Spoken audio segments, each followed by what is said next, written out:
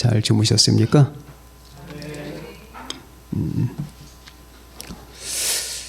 과거에는 크리스마스를 끝내고 집에 돌아가면은 12시부터 뭐 새벽에도 새벽송 소리가 들렸는데, 이제는 새벽송커녕은 뭐 예배도 안 드리는 데도 있으니까 아주 망가질 대로 망가졌습니다. 눈이 내리고 새벽송을 돌고 아이들 선물도 싸고 그 영하 10도 20도 되는 물 한 그릇을 떠나면은 뭐 금세 얼어버리는 천막에서도 성탄절의 예배를 드리고, 어린 시절에는 그 추운 방구석에서 그 눈을 펄펄 맞아가면서 성탄절 예배를 드리러 가고, 그 감격과 기쁨이 지금은 없습니다. 성탄절 자체가 뭔지를 몰라요. 기쁨과 환희와 그런 것들이 사라졌습니다. 이제는 맨투맨입니다. 개개인이 그 감격과 환희를 개인적으로 가지면 가졌지 공동적으로 갖는 시대는 아니게 됐습니다. 자, 오늘 저는 그래도 하나님께 감사하는 게, 하나님이 이 교회를 보호하셔서 예배를 드리고, 우리 할 것 다 하지 않습니까? 성탄절 예배, 성탄절 예배, 송구영신 예배도 드립니다. 어떤 것 하나 우리는 양보하지 않았습니다. 오후 예배도 양보하지 않았고, 기도회조차도 양보하지 않았습니다. 어떤 것 하나도 우리는 빼앗기지 않았습니다. 그것은 우리가 잘나서라기보다는 하나님의 은혜로, 또 여러분들이 그만큼 성심껏 따라 주었기 때문입니다. 이런 모든 것을 전체적으로 돌아보면 하나님의 은혜가 작용하고, 이 마지막 때 여러분과 저를 하나님이 지키시고 있다는 사실을 볼 수가 있습니다. 하나님이 지키십니다. 여러분, 하나님을 향한 사람은 하나님이 지키셔요. 기억하셔야 됩니다. 마지막 때 이 말을 모르면 다칩니다. 우리가 주님 중심으로 서 있는 사람은 하나님이 무슨 수를 써서라도 그 사람을 지키십니다. 인본주의로 치우치면 그냥 무너집니다. 다 쓰러집니다. 나를 사랑하는 자들이 나의 사랑을 입으며 나를 간절히 찾는 자가 나를 만날 것이니라. 우리는 많은 책을 통해서나 역사를 통해서 그 순교 시대가 있었지, 핍박과 박해 시대가 있었지, 옛날 얘기 듣듯이 듣습니다. 그렇죠? 한번 감옥에 들어가 보길 했나, 칼을 맞아보기를 했나, 뭐 목이 절단되어 보기를 했나, 아무것도 한 게 없는 상태에서 이제 요 조그만 미풍이 부니까 미풍에도 풀들이 다 쓰러지네. 요 봐라. 제가 수요일마다 베드로 전서를 지금 강의하고 있는데, 그 베드로 전서가 쓰여지게 된 배경은 로마 네로의 핍박 시대예요. 그 무시무시한 그 핍박, 잡히면 죽는 그 무시무시한 핍박, 그 속에서 사람들이 신앙을 지켜가는 모습을 눈물겹게 봐야 됩니다. 사자에게 뜯겨 먹이면서 온몸에 톱질을 당하면서 몸에 기름을 바르고 불태워 죽임을 당하면서 예수님을 찬양하고 죽어가는 그 모습, 이런 모습을 보면은 이게 신자입니까? 이게 신앙입니까? 여러분 빼놓고 신앙도 뭣도 자, 그래서 저라도 이런 말을 자꾸 해드려야지 우리는 비교하고 분석하게 되고 도전을 받아요. 이런 말 안 하죠. 뭐가 어떻게 되는 건지를 알 수가 없어요. 오늘 저는 예수님께서 이 땅에 오셔서 보여주신 것, 자 18절 다 같이 읽어봅시다. 시작.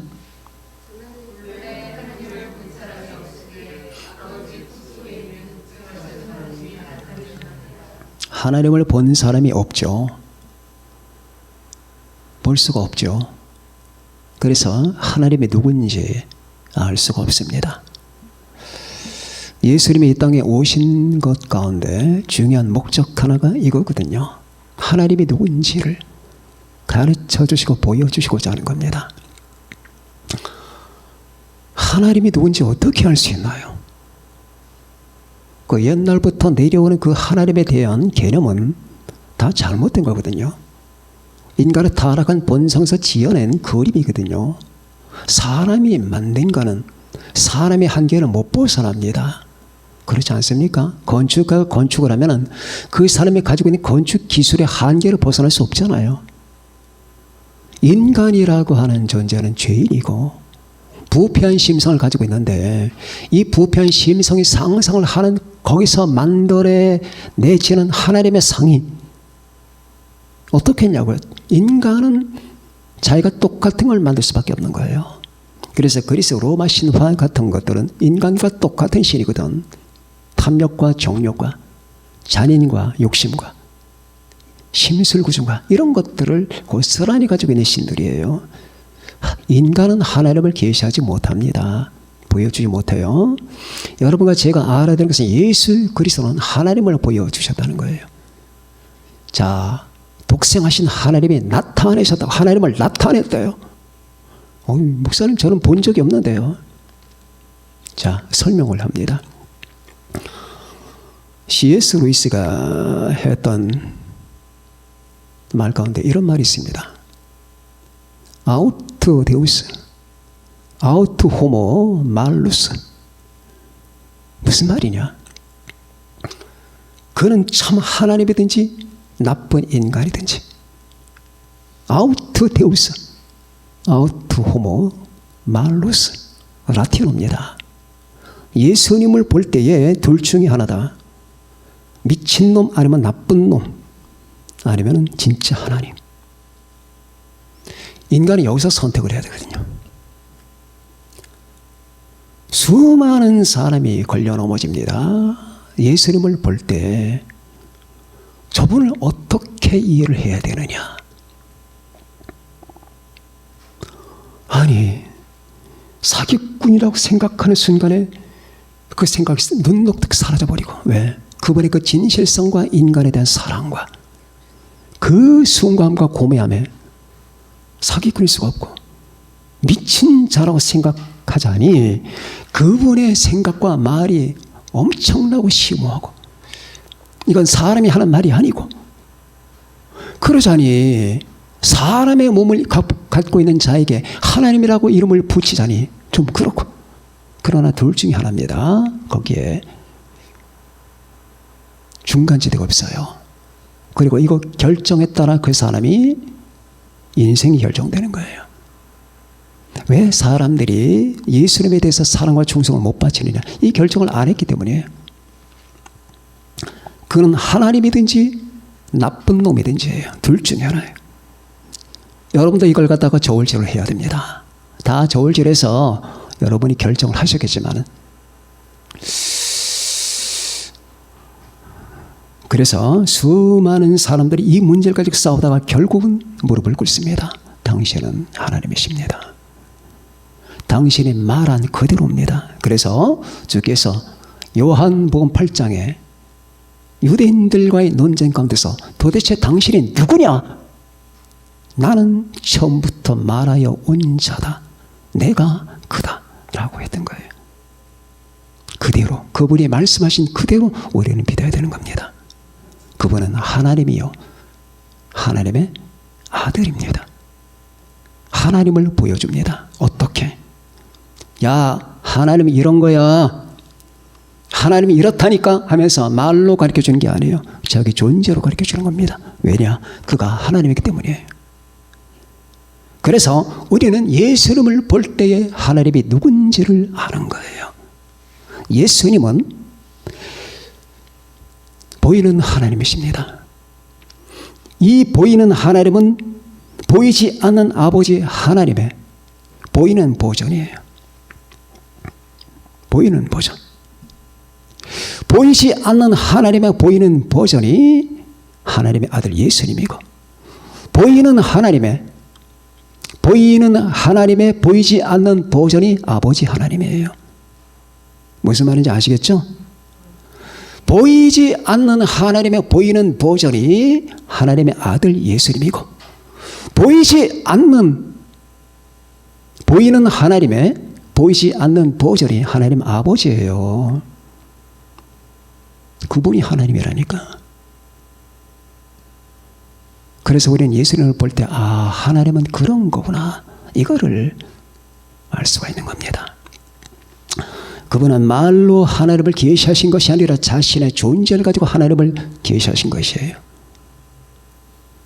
예수님을 만난 사람은 하나님을 만난 거예요. 이 감격을 우리는 당연하게 느껴야 됩니다. 예수님을 만난 감격. 그래서 제가 설교 때마다 여러분이 이해하는 부분도 있고 이해하지 못하는 부분만큼 제가 격하게 소개하는 것은 내가 그분을 만났기 때문이에요. 나는 그분의 얼굴 속에 있는 하나님의 얼굴을 봅니다. 저는 머리털 끝만큼도 의심이 없습니다. 그분이 하나님이에요. 그리고 저는 이 세상에서 그분을 만났다라고 하는 그 사실을 빼놓으면 삶은 가치가 없습니다. 어제 제가 설교 말씀을 드렸죠. 지구상에서 그분을 빼놓으면 이 지구는 쓰레기통이다. 나라고 하는 존재 속에 그분을 빼놓으면 나는 쓰레기통이다. 이 사실을 부정하겠는가? 당신이 뭐가 그렇게 대단한데? 당신이 그렇게 고상한가? 죄인이잖아. 죄인. 자, 이렇게 우리는 그분을 만난 그 감격을 우리는 다시 수십 번, 수백 번 생각을 해야 됩니다. 수백, 수천 번을 생각해야 돼요. 그분이 누군가. 그래서 그분을 제대로 이해하면 눈을 못 떼는 거예요. 눈을 못 떼는 거예요. 아침이고 저녁이고 주야 장천이고 1년 365일. 제가 예수 믿고 7살 때 예수 믿고 지금까지 그분에게서 눈을 못 뗍니다. 뗄 수가 없어요. 자, 그 하나님의 눈을 보는데 어떻게 떼요? 그분이 하나님을 보여주셨거든요. 이 예수님 바깥에 예수님과 관계없는 하나님은 없는 거예요. 자, 그분이 하나님을 나타내셨다 했습니다. 두 번째, 예수님께서 보여주신 것은 하나님의 사랑입니다. 너무나 잘하시니까 더 이상 말할 필요는 없겠지만은 조금 더 한번 생각을 해보십시다. 하나님의 사랑, 이 개념은 예수님 이전에는 없던 거예요. 그리고 예수님이 이 땅에 오시지 않았다면 이 세상에도 없는 겁니다. 민주주의나 아니면 남녀 평등이나 인권이나 자유나 이런 거는 상상하시면 안 됩니다. 예수님 때문에 생긴 거예요. 자, 하나님의 사랑은 바로 왜 인간은 이 생각을 할 수가 없었느냐. 이 크리스마스를 당할 때마다 여러분과 제가 늘 상고하는 말씀이 그거잖아요. 하나님의 사랑. 하나님의 세상을 이처럼 사랑하사 하나님은 사랑이시니라. 사랑 하잖아요. 그러나 이 관념이라고 하는 것은, 하나님의 사랑이라는 관념은 어디에도 없습니다. 어떤 문헌에도 없는 거예요. 이 세계에 존재하는 모든 걸 한번 들여다보십시오. 저는 세계를 돌아다니면서 책을 봤습니다. 이 세계에 있는 책들을 중요한 책은 거의 다 섭렵을 했습니다. 없어요. 없어요. 여러분, 제일 이 현대상에 가까운 사람이 아리스토텔레스와 플라톤이에요. 아리스토텔레스, 플라톤이 제일 가까워요. 그리고 조금 더 가까운 사람이 공자나 노자, 이런 사람들입니다. 그리스도 전의 사람들. 그런데요, 차이가 어마어마해요. 어마어마해요. 그 사람들이 제일 가까워야 현대상. 왜? 아리스토텔레스는 노예를 부리거든. 여자에겐 참정권 주지 말라고 하거든. 여자는 남자보다 떨어지는 동물이니까. 이게 제일 선각자라고 일컬어지는 사람들의 생각 속에 있는 거예요. 플라톤 역시 마찬가지예요. 그러니까 예수님의 이 사랑은 너무나 깜짝 놀랄 만한 거예요. 자, 하나님의 사랑을 예수님이 보여주셨다. 하나님의 사랑은 위에서 아래로 내려오는 거죠? 예? 위에서 아래로 내려오는 거예요. 인간이 요구했기 때문에 오는 게 아니에요. 이걸 아가페라고 하는 겁니다. 위에서부터 아래로 내려오는 사랑이에요. 하나님이 자기를 보여주지 않았다면 인간은 하나님을 알 길이 없어요. 위에서 아래로 내려오신 겁니다. 이 땅에 있는 종교들은 다 가짜입니다. 구원을 위해서는 가짜예요. 절대 구원 못 받습니다. 저 압니다. 절대로 구원이 불가능합니다. 왜? 이 세상의 모든 종교들은 인간이 신을 찾는 거예요. 어디가 길일까? 어디에 참이 있을까? 어디에 구원이 있을까? 어디에 하나님이 있을까? 있는 방법, 없는 방법을 다 인간의 노력과 윤리와 도덕과 자기의 수행을 가지고 그렇게 하는 거예요. 그러나 이 무한한 우주 가운데서 어디서 하나님을 찾습니까? 인간이 하나님을 만나고 알 수 있는 방법은 딱 한 가지, 하나님께서 인간에게 자기 자신을 계시해 주는 것밖에 없는 거예요. 그래서 기독교를 우리는 계시의 종교라고 하는 거예요. 이성 종교가 아니에요. 계시 종교예요. 여기서 하나님께서 인간에게 내려오신 그것뿐 아니라 하나님의 사랑은 위에서 아래로 내려오는 거예요. 하나님이 세상을 이처럼 사랑하사 독생자를 주시는 거지, 인간이 필요해서 하나님의 사랑을 얻어내는 게 아니거든요. 우리가 기독교 바깥의 사랑은 대부분 거래입니다. 거래. 이렇게 하면은 저렇게. 거래예요. 남녀간의 사랑이 거래지 아가페입니까? 로미오와 줄리오 데리고 와 보세요. 거래예요, 거래. 네가 날 사랑하니까 내가 사랑하는 거지. 상대방이 날 사랑하지 않는데 내가 사랑할 것 같아요? 미칠 것 같은 사랑? 거래입니다. 거래가 아닌 사랑은 세상에 아무것도 없어요. 다 너와 나의 거래예요. 딱 하나밖에 없어요. 하나님의 사랑입니다. 우리 인간에게는 거래할 거리가 없잖아요. 하나님이 인간과 무슨 거래를 하십니까? 다 망가진 존재, 죄인들인데. 여러분과 제게는 예수님 없으면 아무것도 안 해요. 아무것도 아니라니까.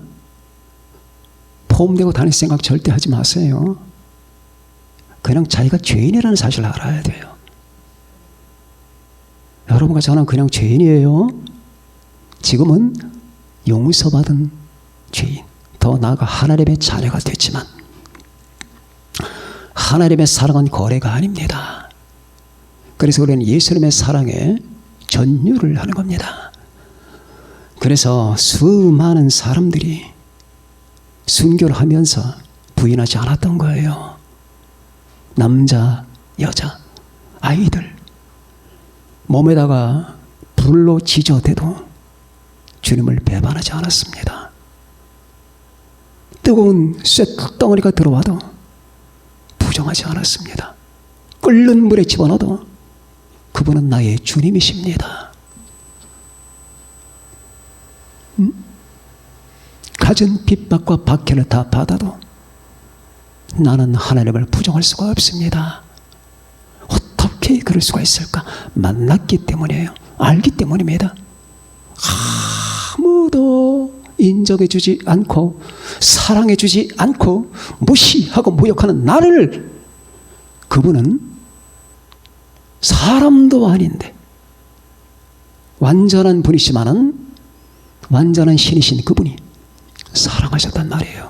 어떻게? 하나님 자체로 우리에게 주었단 말입니다.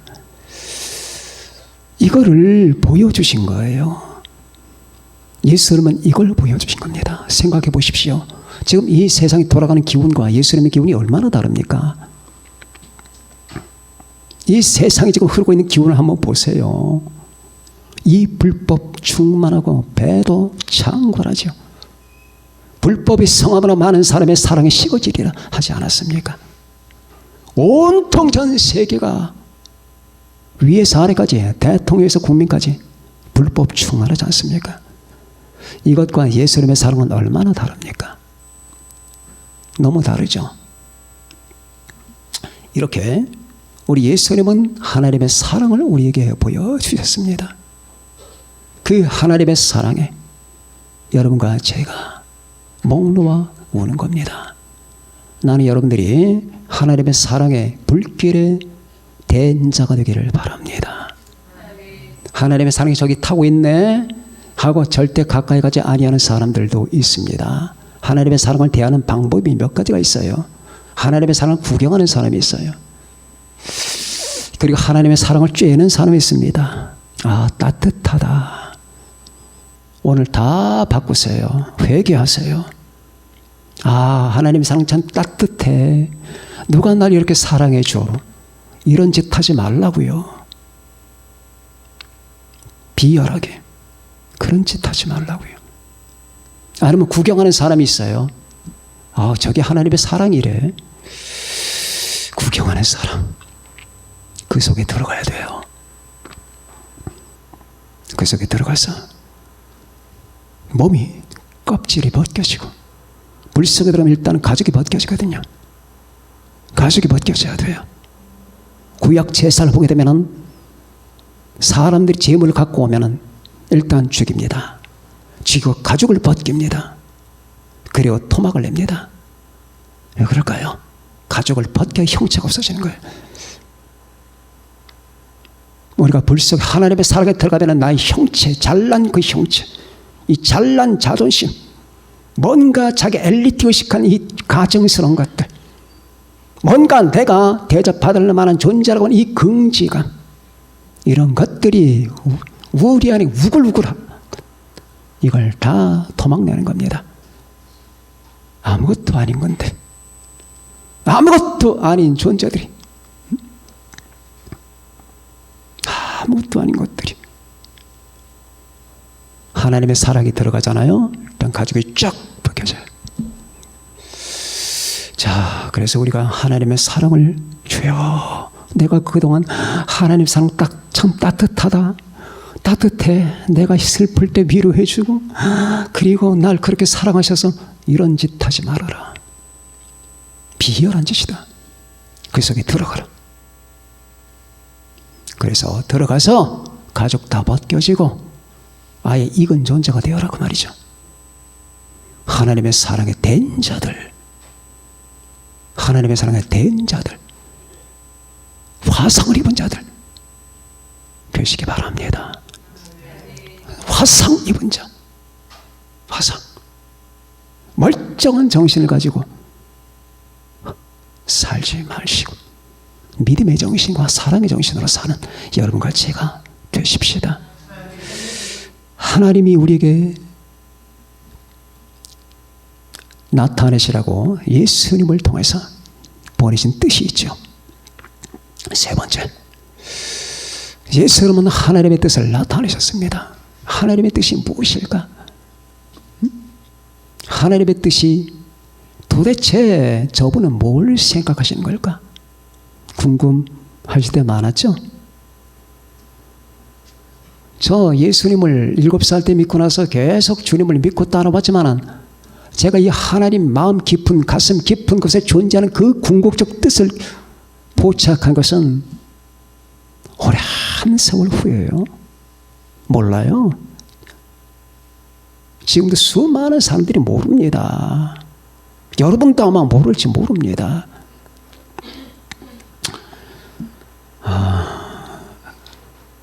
그래서 복음을 설명하는 사람이 필요한 거예요.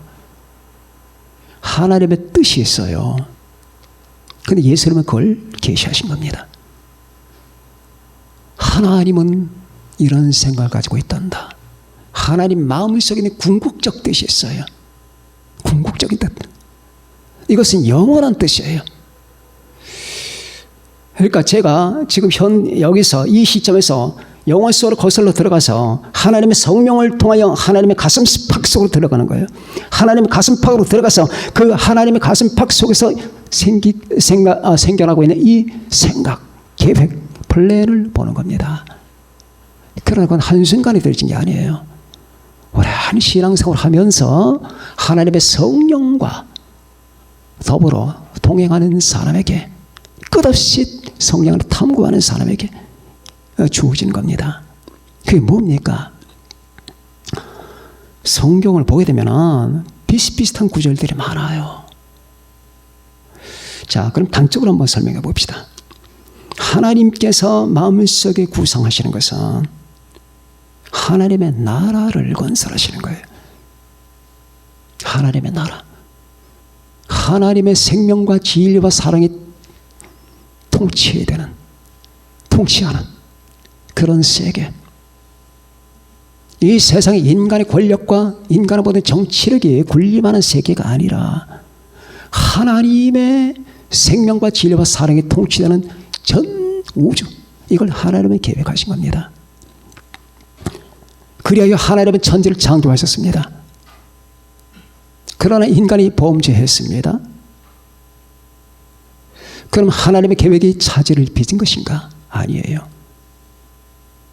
하나님은 그렇게 될 걸 다 아셨죠. 이런 과정을 통해서 하나님은 이루신 겁니다. 그리하여 하나님은 아들을 보내신 겁니다. 그럼 아들을 우리에게 주어서 무엇하시느냐? 우리를 구원해서 영생을 받게 하는 거예요. 왜? 하나님 나라에 살아가는 백성들의 삶이 영생이거든. 그러니까 하나님의 구상은 온 우주에 하나님의 나라를 건설하며 그 나라 백성들을 만드시는데, 그 백성들은 타인으로 만드는 게 아니 자신의 자녀들, 하나님의 자녀들로 구성되는 겁니다.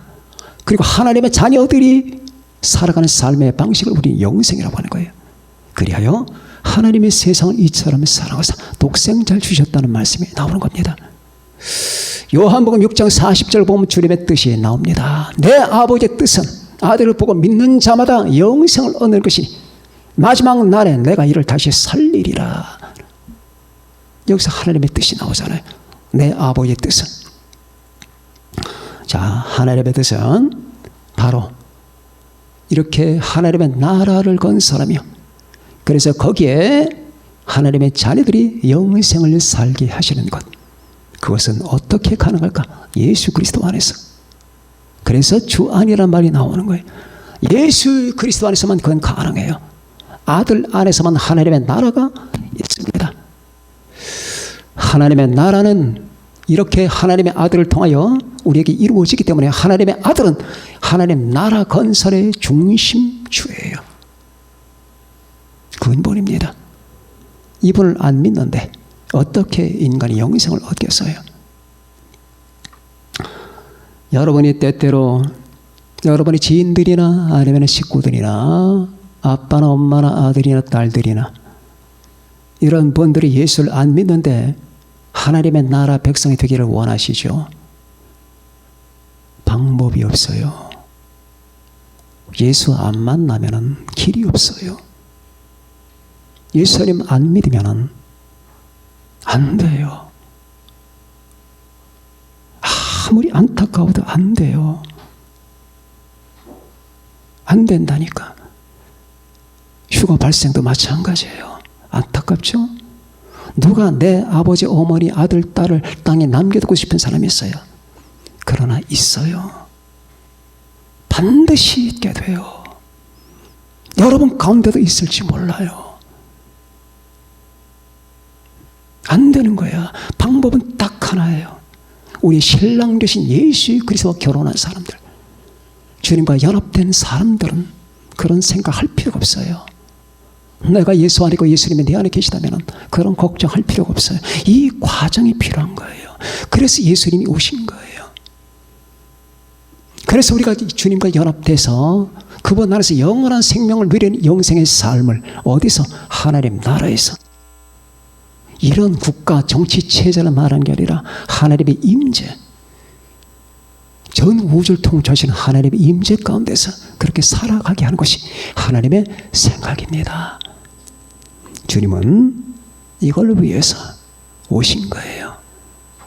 그게 하나님의 형상이 어떤 것인지, 그분이 하나님의 형상이시니까 하나님의 사랑이 어떠한 것인지,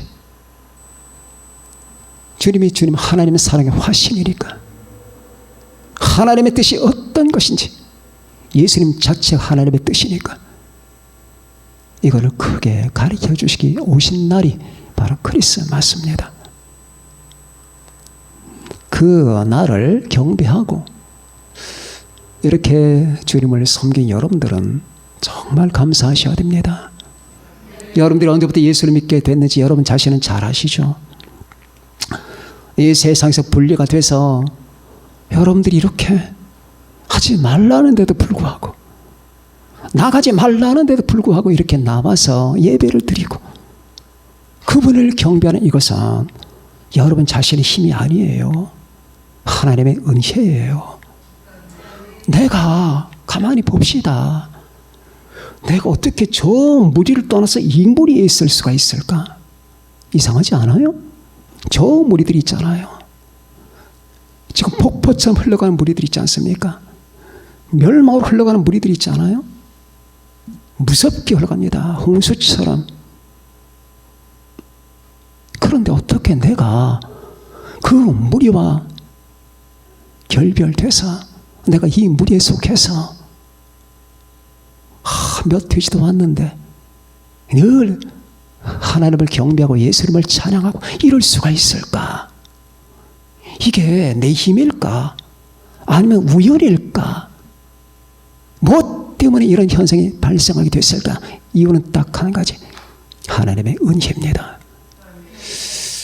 그 은혜를 주신 아버지 하나님께, 주 예수님께 감사합시다. 여러분, 세상이 어떻게 나오든지 간에 여러분 가슴은 항상 성탄절이 되어야 됩니다. 주님 모신 기쁨, 나 같은 마곳간에 오신 우리 주님, 그 주님을 모신 기쁨과 감사와 감격 속에서 이 구름을 뚫고 나가세요. 이 터널을 빠져나가세요. 성탄의 기쁨이 없으면 절대 이 링에서 버티지 못할 겁니다. 응? 일본 철학자 미키 기요시가 말했죠. 기쁨을 가지고 링 위에 오르는 자만이 쓰러져도 행복한 것이다. 울상을 하고 링에 올라가 보세요. 금방 집니다. KO 당합니다. 능한 선수는 자기가 이길지 질지를 알아요. 이 인생의 링 위에 올라가기 위해서는 먼저 기뻐야 돼요. 감격과 기쁨이 있어야 돼요. 여러분, 우한 코로나 아니면 세계 환경, 앞으로 점점 온 세계를 어둠이 집어삼키는데 우울하고 어두워지죠? 절대 승리 못합니다. 반드시 가다가 쓰러집니다. 이걸 기쁨으로 돌파를 해야 돼요. 기쁨이 무기예요. 어디서 이 기쁨이 오느냐? 예수님에게서 오는 겁니다. 그 주님을 모신 마음, 나를 위하여 십자가를 지시고 부활하신 그분이 내 안에 계시단 말이죠. 이제 이 모든 감격과 기쁨에 거론되는 이 날을 감사합시다. 그래서 오늘도 여러분과 제가 이렇게 주님을 경배하는 겁니다. 여러분을 통해서 하나님의 영광을 받으시기를 바랍니다. 기도하십시다.